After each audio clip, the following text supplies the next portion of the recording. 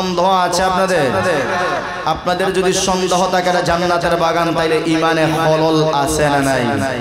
কথা জোরে বলেন। কাজেই আমরা হাউজি বাম্পারে নির্বাচনের প্রচারণায়, ফুটবল খেলায়, ব্যাডমিন্টন খেলায়, হাউজি বাম্পারে নাচ গানে যে পরিমাণ ঈমানি আওয়াজ আমরা দেই, এটা ঈমানি না, এটা শয়তানের আওয়াজ। কথা জোরে বলেন ঠিক কি না? এই জায়গা হলো মুসলমানের ঈমানের আওয়াজের বহিঃপ্রকাশের একটা জায়গা। কথা জোরে বলেন ঠিক কি না? ওই জায়গা থেকে মুসলমানদের ঈমানি উজ্জীবিত ঈমানের একটা আওয়াজ আছে। ওই আওয়াজটা যখন সে প্রকাশ পাবে তখন আলহামদুলিল্লাহ বুকে হাত দিয়ে বলতে পারে, এই মাহফিল থেকে যখন মুসলমানদের ঈমানি আওয়াজ প্রকাশ করবে, নাস্তিক মুরতাদগুলা ইসলামের বিরুদ্ধে আর জবান নাড়াইতে পারবে না, কোরআনের বিরুদ্ধে আর জবান খুলতে পারবে না, মসজিদ মাদ্রাসার বিরুদ্ধে কথা বলতে পারবে না, উলামায়ে কেরামকে টার্গেট করে আর নেগলেক্ট করে কোনো কথা বলার সাহস আর বাংলার জমিনে হতে দেওয়া হবে না। জোরে বলেন ঠিক কি না?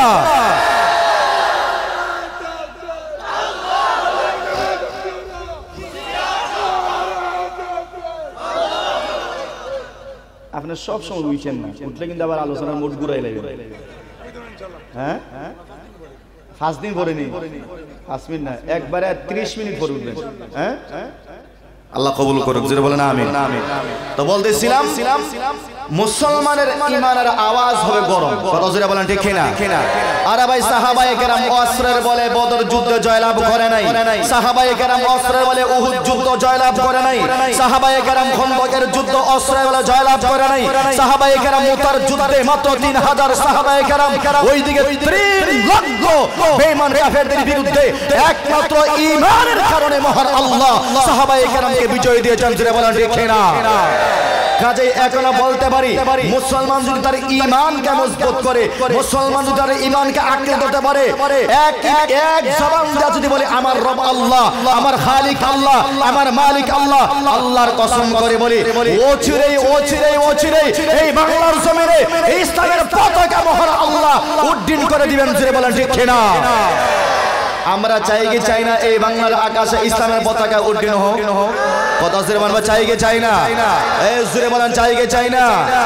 কাজে আমার একটা কথা হলো, আমরা অত্যন্ত পোড়া কপাল, আমরা এই লজ্জায় কোন জায়গায় মুখ দেখাই বলতে পারি না। গত 2 দিন আগে সিলেট জেলা স্টেডিয়ামে নর্তকী নাচানোর একটা টার্গেট করে, নর্তকী নাচাইবেন, কনসার্ট করবেন, এই কনসার্টের সমস্যা হবে, নর্তকী নাচতে সমস্যা হবে, এরপরে আমার কোরআনের আওয়াজের মাইক বন্ধ করে দিবেন। বিশেষের মুসলমান এই অপমান সহ্য করতে পারে না। জোরে বলেন ঠিক কি না? কাজেই এর নিন্দা আমরা জানাই। যেই সমস্ত নেতাকে তারা এখনো ক্ষমতায় আপনারা আসেন নাই, ইসলামের আওয়াজ বন্ধ করে দিতে চাইতেছেন, আল্লাহ তোমাদের আওয়াজ বন্ধ করে দিতে পারে। জোরে বলেন ঠিক কি না? কাজে আমরা মাহফিল থেকে এখনো সতর্ক সংকেত দিয়েছি, এখনো সময় আছে, শিক্ষা গ্রহণ করার দরকার আছে না নাই? জোরে বলেন শিক্ষা গ্রহণ করার দরকার আছে না নাই? কাজেই আফা গেছে যেই দিকে, তুমি যদি আপার ওই কালচার, কৃষ্টি কালচার তোমার শরীরে আনো, তুমিও যাইবা সেই দিকে। শাহজালালের মুসলমান, শাহজালালের উত্তরসূরি, ওরা জানে কেমনে আঙ্গুল বাঁকা করতে হয় আর কেমনে আঙ্গুল সোজা করতে হয়। জোরে বলেন ঠিক কিনা? কাজে আমরা এখানে নিন্দা জানাই, এটা আমাদের জন্য লজ্জাজনক। কথা জোরে বলেন ঠিক কিনা? আপনি কনসার্ট করবেন কিন্তু ওয়াজ মাহফিলের মাইক বন্ধ করে দিয়া এত বড় স্পর্ধা তোমাকে দিল কে? কথা জোরে বলেন ঠিক কিনা? এটা শাহজালালের ভূমি, এটা নাচ গান করার জায়গা না। কথা জোরে বলেন ঠিক কিনা? আমরা দোয়া করি আল্লাহ যেন যেই সমস্ত ভাইরা এরকম সংস্কার করেছে, আল্লাহ যেন তাদেরকে পরিপূর্ণ হেদায়েত দান করে। এখনো সময় আছে, সঠিক কাজটা যেন বুঝার তৌফিক দান করে। জোরে বলেন আমিন। আর না হয় জাহান্নামের রাস্তা সোজা আছে। কথা জোরে কোন না? আর একটু জোরে বলেন, জাহান্নামের রাস্তা খোলা আছে, মন চাইলে নেচে গিয়ে জাহান্নামে যাওয়া আছে না নাই? এই কথা জোরে বলেন না, আছে না নাই? আল্লাহ যেন ভাইদেরকে ইসলামের জন্য কবুল করে পরিপূর্ণ হেদায়েত দান করে। জোরে বলেন আমিন।